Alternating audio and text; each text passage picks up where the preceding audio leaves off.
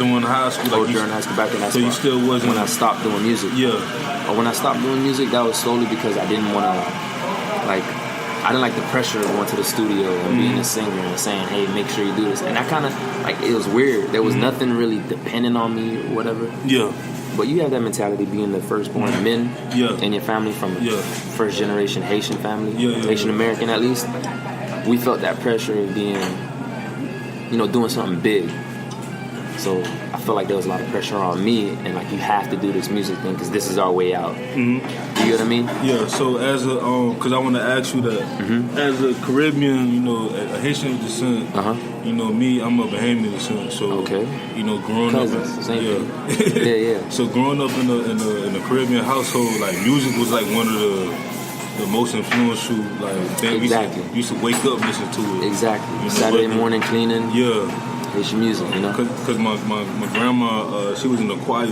Okay. And, I used to always go to her practices and things like that. And, my mom, she used to always wake up one day, listen to gospel. Yeah. Another day, listen to, Aretha Franklin, all the oldie stuff. Yeah. And then, I remember she used to listen to Lauryn Hill. Okay. A lot. Yeah. You know what I'm saying? So, because I always ask people that, especially that's from the West Indies, is that, one of the biggest influences, for you wanting to do music because of that? Because of my culture and stuff? I mean, it runs deep. My culture runs deep. So being around music as much as I was around music definitely played a role in why I love music. Okay. Yeah, send you the whole thing. All right. Yeah. Being around music as much as I was around music is definitely a piece of why. Why I know that the culture is it penetrated. You know what I mean? Yeah. Because Haitian music does something to me that other music just can't. It's almost, and I don't want to sound too. I don't want to sound too prejudiced when I say this, but African music, you can't really touch it. It does something to you. Yeah. You know what I'm saying? It's rooted in you. Yeah. You know what I mean? No matter what. I don't care who you are. If you're of African descent at all, that African vibe, that soca, some of that stuff, it just does something to you. Yeah, it's like the reggae and all that stuff. Yeah, it just does something to you. It's like a vibe. It's implanted in you. So it definitely did something. It played a role in why I love music as much as I do. My peoples used to listen to a dude, a big influence of mine, Alan Kave. A lot of people know him, but they don't know him. And they think of Sweet Mickey when they think of compa. Because you ever heard the song? I Don't Care. I Don't Give a Yeah. Heard about that. Sweet Mickey. Alan Kave was the guy who made a song called Chocolat. Choco. Whatever. You might not know it. You might know. I gotta do my research, man. It's something new, man. You might have heard it, but yeah, man, it's just a lot of these guys, they had a lot of music that influenced me, and I would know their albums from top to bottom because my mother listened to them. My dad also listened to a lot of that stuff. You know what I mean? And then I had my uncle who listened to straight reggae, straight reggae. He introduced me to Peter Tosh, Bob Marley, Sizzla. All the big names that you pretty much know about. That's in the newer age of reggae, but still the ones that we grew up listening to. Exactly, those dudes. You know what I'm saying? He introduced me to the Buju Banton, all of them. He put me onto all of that. So I had a lot of culture being pushed at a very young age from different places, because people saw that I had a love for music, saw that I had a love for singing.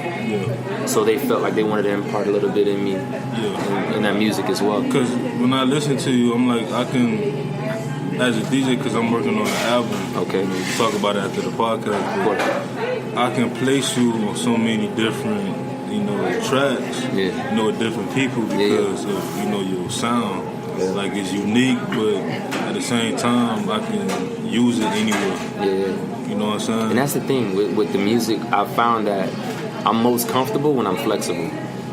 Like Jack Frost, that's a joint that was strictly based on just an oldies vibe. Just because I listen to a lot. I listen to Frankie Lyman and the Teenagers, Ray Charles, those things where you really have to be pinpoint with harmonies and what you wanted to convey, and give people something to really look forward to, a little bit of ear candy here and there. You know what I mean? So that stuff influenced me. I love that type of music. When I don't have a beat, a lot of times that's the cadence that my music lands on. Just that upbeat, very major, and just make you feel happy kind of vibe. You know? No matter what I'm saying. So that's how Jack Frost kind of came into play. But it's all stemmed from the type of music that I love, that I listen to. You know what I mean? That Ray Charles, that Frankie Lemonade, that 50s, 60s pop. You know? Yeah, because that's crazy. Like, you know, especially in our generation, you know, we don't have that much people that listen to, like, that go that way back to like the 50s and stuff like that. Because that was like to me the 20s. Yeah, the 20s. To me, that's like the golden era, like the age when everything started to slowly come to light and things like that, and it started evolving.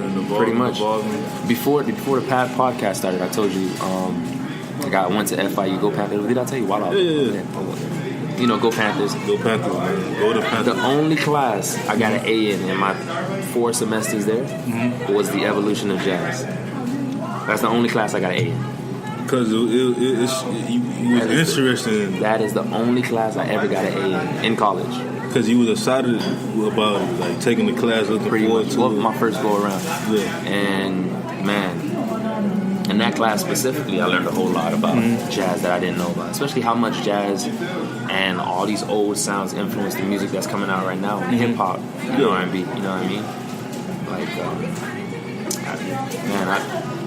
there was a lot of information during that class, but all of it just gave me a lot. Like I learned about Benny Goodman. You know what I mean?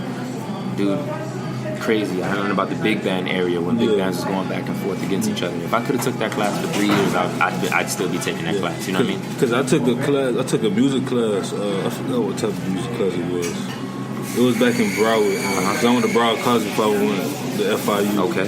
And the class went all the way back to like the medieval days. Times of music. Like it went to classical and it evolved, and then all of a sudden, like, you know, for me as I love hip hop. Yeah. You know, if it wasn't for things like, you know, reggae and jazz, blues and all that stuff, we wouldn't have hip hop.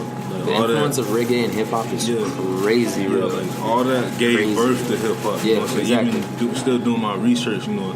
I was born in '92, so like, likewise. I'm you know, we both young, you feel me? So, but to be, you know, at this age where we like, you know what, let's go back to see like how and where hip hop and R&B and all this music started from. You know, it started way back, you know, of course at the motherland. Exactly. But I also looked at like other places in the world, like you know, classical music and stuff like that. Like it's crazy, like how when you really pay attention to like music, you can hear some of that influence, especially with reggae and jazz. And you can hear the influence. You can hear the influence of.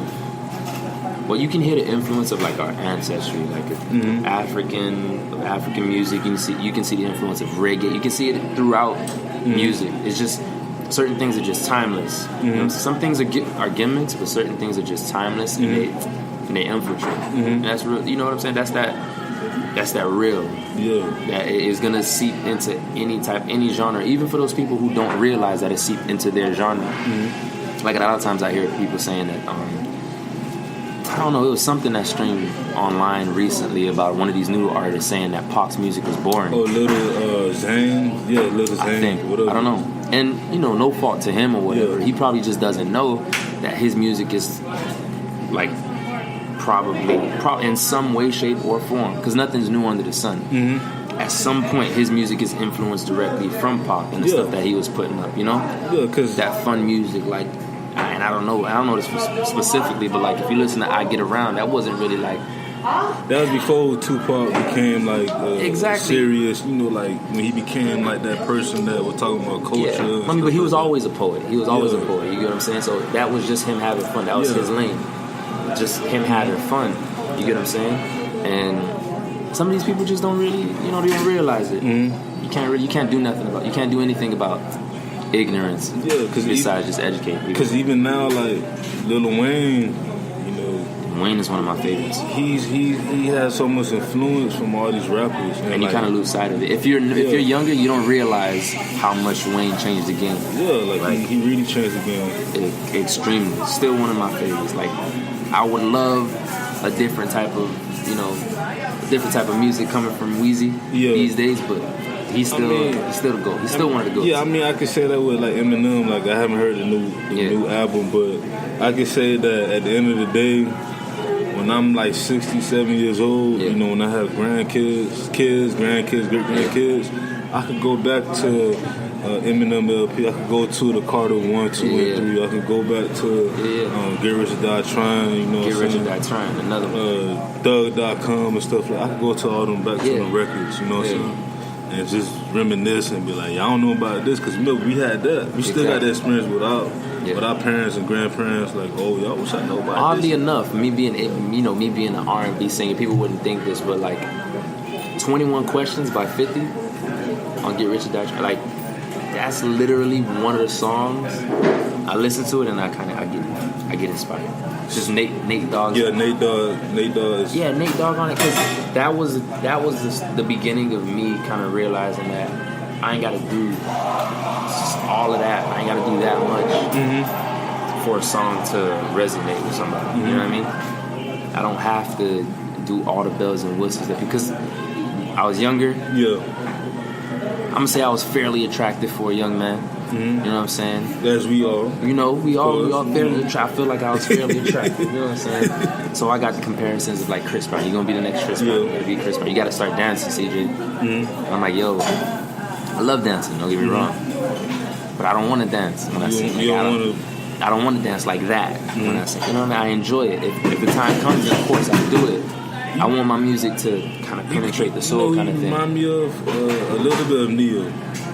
Okay, because Neo, he dances a little bit, but he's more like he's the vocal. I think Neo focuses on the lyrics, like his lyricism and what kind of message he's sending through his music, and he just wants the music to kind of. He just wanted to be a bop. He wants you to feel good while you listen to his stuff and feel empowered when you listen to his stuff. A lot of it. So when did you Okay, so you say you stopped going to FIU. You started working. How was that? I was 18. Man, once you start paying bills, things get real. Yeah, so, of course. That was that. That's what that was. I had to pay back FIU for classes that I took and failed. Yeah. And then I was kind of, supporting my mom. I was supporting my little sister, being from a single parent. So. And my mom has her run-ins with whatever she had to run. So I had to kind of grow up early since I was 14, because that's why that pressure was on me. So you pretty much like already the man of the house at 14, 15, 16 years old. I didn't live with my mother. I lived with my father. Oh, okay. I lived with my father, but my mother was on her own. So as soon as I started working, I started helping out my mom. So I'd be with my mom. Even after 18, I was with my mom. And from 17, really, I'd be with my mom on the weekends to kind of support her because I was working. You know what I mean? So I'd alleviate certain bills. I was the one who paid for my little sister to go to prom, stuff like that. You know what I mean? Because she's only 5 years younger than me. Yeah.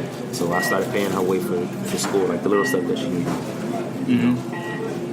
Shoes, school uniform, stuff like that my mom couldn't really get, because my mom always had like odd jobs. And it gets expensive as they get older, so I started pitching in a little bit more.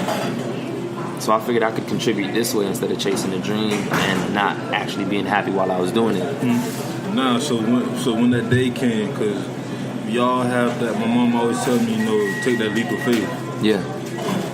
When was that day when you realized, I don't want to work no more?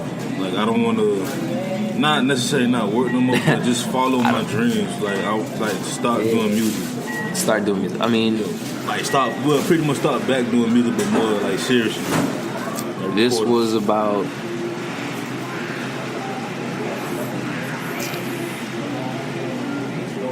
in 2016. My mom got in an accident that almost killed her. Wow. She was in the ICU for about a month, and severe head trauma. Severe head trauma. She almost died.